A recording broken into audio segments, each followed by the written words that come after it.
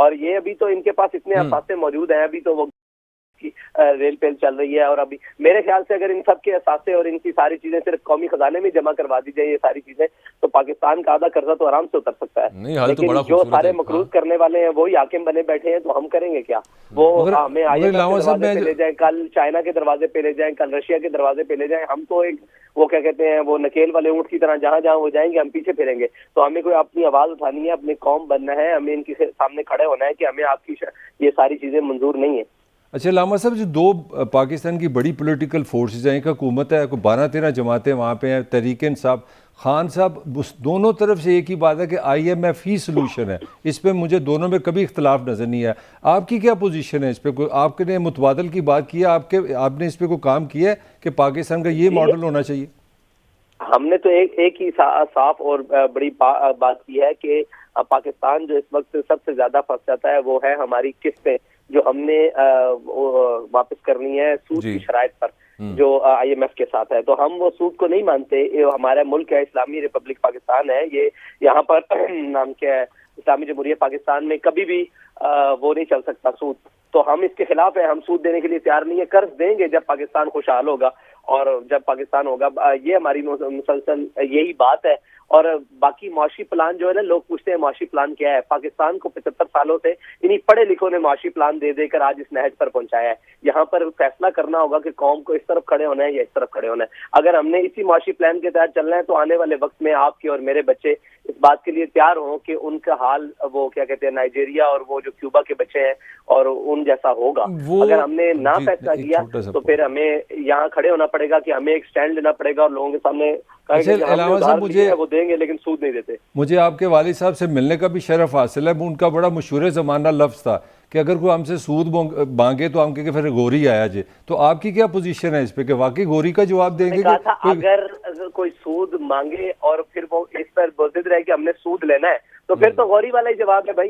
आज नहीं तो कल नहीं, आज ये पूरी कौम खड़ी है ना, ये हम इस बात पर अटल है कि हमने जरा वक्त से पहले कह दिया है और इनको वक्त पे बाद में कहना पड़ेगा। हमने वक्त से पहले कह दिया था कि गरीबों के लिए पेट्रोल 200 रुपए लीटर करें और जनाब 1800 सीसी के लिए 350 रुपए करें और जो उससे लग्जरी यूज करते हैं 500 रुपए करें। वही जनाब वो कल परसों मेरे ख्याल से 3-4 दिन पहले पिछले इतवार को वो वजारत पेट्रोलियम वाले जनाब मुसद्दिक मलिक साहब है, वो भी यही कह रहे थे हम गैर अमीरों को सस्ती देंगे और अमीरों को महंगी देंगे और गरीबों को सस्ती देंगे। बात वही है जो हम करें, लेकिन मसला ये है कि वो जो जिन्होंने ऐनक यूरोप की लगाई हुई है उन्हें मौलवी साहब की बात जरा लेट समझ आती है और जनाब जो टाई पैंट में है उसकी बात उनको बड़ी अहम नजर आती है। अच्छा, इसमें हाफिज साहब, इसमें ये भी आपका पॉइंट आ गया और वही अब आपके वालिद मरहूम का भी यही पॉइंट था इसके माशी मसले के हवाले से।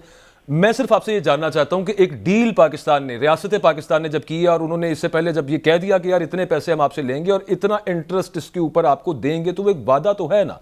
अब अगर उससे हम मुकर जाएं तो उसके मुजमरात छोड़ें कि दुनियावी तौर पे क्या होंगे, लेकिन ओवरऑल वादा खिलाफी भी तो मजहबी एतबार से कोई इतनी अच्छी चीज नहीं है।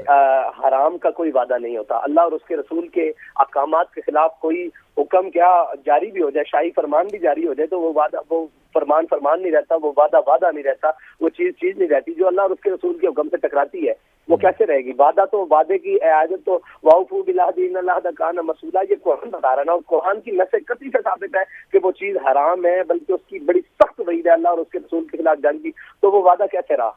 जो लामा साहब, वो तो ऐसा एग्रीमेंट नहीं हो सकता। नहीं लामा साहब, मेरी गुजारिश ये है, ये जो IMF है, ये बाहर के बैंक है, वो तो इस्लाम पे रिलीजन तो हमारा उनसे नहीं मिलता, वो तो सूद का उनका एक आर्गूमेंट है। जो हमारा अपना मुल्क के अंदर बैंक्स हैं वो सारा सूद का निज़ाम है, तो उसके बारे में भी कोई तहरीक आप चलाएंगे? दुनिया में सूद का निज़ाम पूरी दुनिया में नहीं, पाकिस्तान की जो बैंक है मैं उनकी बात कर रहा हूँ। यहाँ पे जो सूदी निज़ाम है, बल्कि यहाँ तो शरह सूद बहुत बढ़ गई है, इस पर भी आपका कोई प्लान है?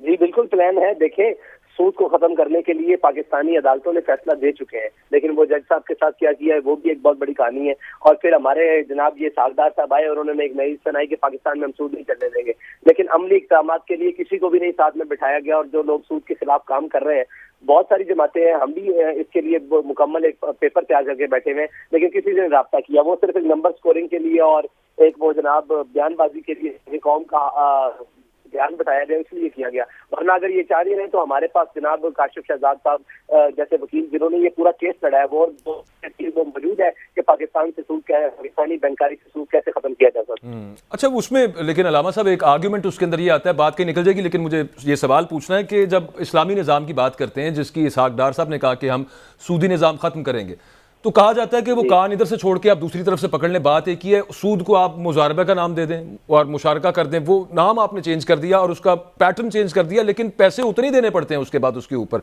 जो आपने उधार लिया उसके बाद कुछ ना कुछ ऊपर देना पड़ता है। वो इस्लामी बैंकारी के अंदर आप ये बात कर रहे हैं, लेकिन जो हमारे पास निजाम मौजूद है वो कान इधर से पकड़ने वाली बात नहीं, वो हट के हुक्म के ऐन मुताबिक है।